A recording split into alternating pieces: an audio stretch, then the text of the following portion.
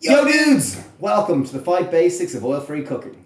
So we've been doing our Happy Heart course for about 7 years and we've had 15,000 people through it from all over the world. It's pretty much a 4-week online oil-free cooking course. Some of the benefits are, on average, there's been a 20% reduction in cholesterol. People lose weight, get more energy, and improve their cardiovascular health. Even three nights ago I met two ladies, Frances and Mary, a mother and daughter, and between them they'd lost 63 kilos in 3 months and they tried out 11 bags of clothes. So the benefit of oil-free cooking speaks for itself. 15,000 people can't be wrong. And here is the 5 basics. And it might seem contradictory because in many of our recipes we do cook with oil. However, we've seen the benefits of oil-free cooking for many years now. Point number 1 seems very obvious, but make sure to get a non-stick frying pan. How do you know that your pan is non-stick? It'll say it on the label. Typically it'll cost £20 or €20 or $20, so it's very accessible. Something like that. Point number 2, make sure your pan is super hot. And I mean super hot. Easy way of knowing is dip your finger in water. Does it have to be your finger or could I use a spoon? Oh, you could use a spoon, yeah. But look, see that sizzle? And almost evaporation immediately, so it's hot. So that's super hot. And the reason for that is the main way of developing flavor in vegetables is browning. Once our pan is hot, ready? See that sizzle? And the only way we're going to encourage browning is through that heat and that really hot pan.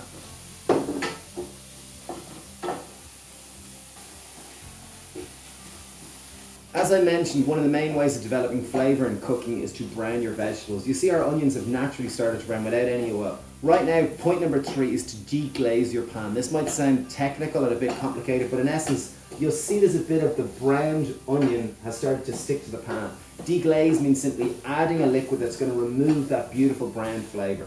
2 main methods. You can use any type of liquid of choice. We're going to start with water just to show how easy it is. Just literally a tablespoon of water in. And use your stirring spoon to remove as much of that flavour as possible. That's simple deglazing.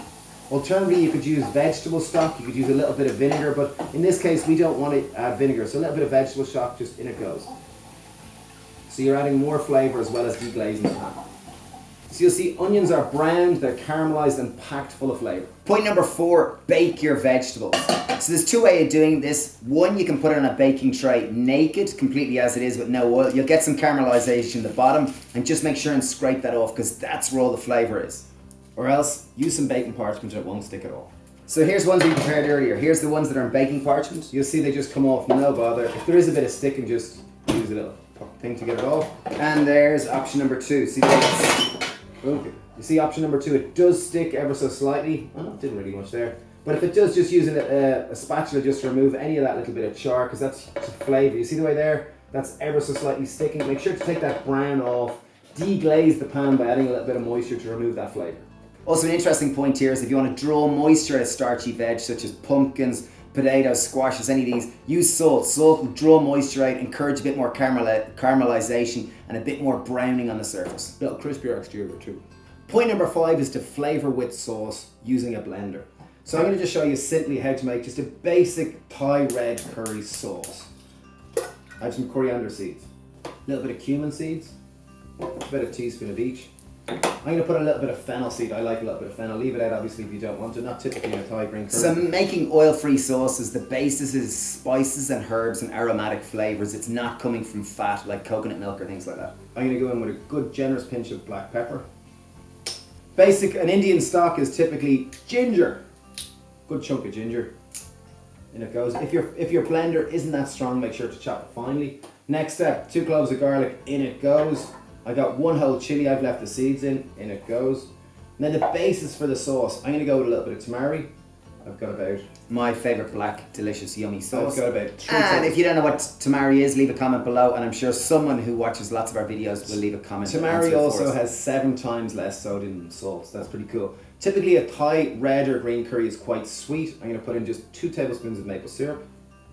Balance off the sweetness, a little bit of acidity that's coming from lime. Okay, juice of half a lime. I love basil. I'm going to go in with a little bit of basil. We have a little bit sitting around the kitchen here, so in it goes. Pop the stalk in there too, please. Oh yeah, okay. Stalk in as well, there you go. A little bit of tomato puree to give it that red colour. For our body, we're going to use a little bit of just soy yogurt. I simply have about 200 ml. So I'm just going to put the lid on and just blend until smooth.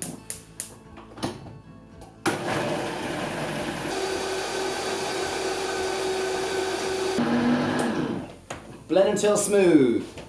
So back just to bring this all together, so we've our caramelized red onion. Do you want to pop in our veg? Yeah, pop in our veg. I'm going to put in 1 tray of our veg. So we just used whatever veg we had sitting around in the fridge. We have pumpkin, we have onion, we have pepper, and we have a little bit of leek. Let's pop them over here. So see off the Baking baking parts when it slides off a lot easier. But you are losing a little bit of flavour that's stuck to it. So lots of beautiful veg. It's nice and crispy and caramelised. In goes our sauce. And if we want to flesh that sauce out another little bit, I've got some veg stock here which we made earlier. We're just going to add it through it just to spread the sauce out a little more. And as I mentioned, this is a Thai red curry. If you do want to accentuate that red colour, because right now this more looks like kind of a brown curry, just put a bit of grated beetroot as you're blending it through there. It's just going to give you a much more reddish hue. A little bit of basil to finish her with. Yeah, very simple, Yeah, no oil great. cooking. Took us about 15 minutes to do from start to finish. If you're looking for more information about our Happy Heart course, click on the link down below. It's down below. And as we said, 15,000 people have done it this stage from, I think, over 100 countries around the world. Wow. Actually, I don't know if it's 100. I think it might be 70. Beautiful curry though, very simple, very easy to make. Hope you enjoyed those 5 principles of oil-free cooking. Please check out link below for the Happy Heart course if you're interested. Thanks for watching, thanks for subscribing, and tally-ho!